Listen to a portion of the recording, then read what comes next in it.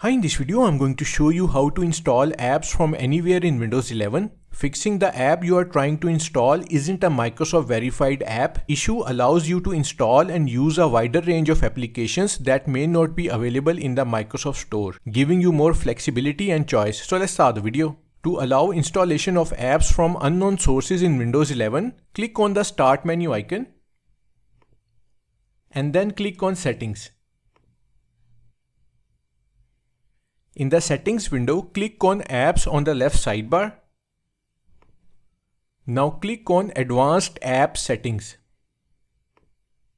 Here you will see an option Choose where to get apps.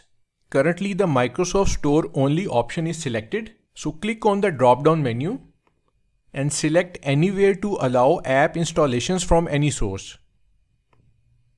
Now simply close the settings window and you have enabled app installations from anywhere. So that's how to install apps from outside the Microsoft Store in Windows 11. Thanks for watching.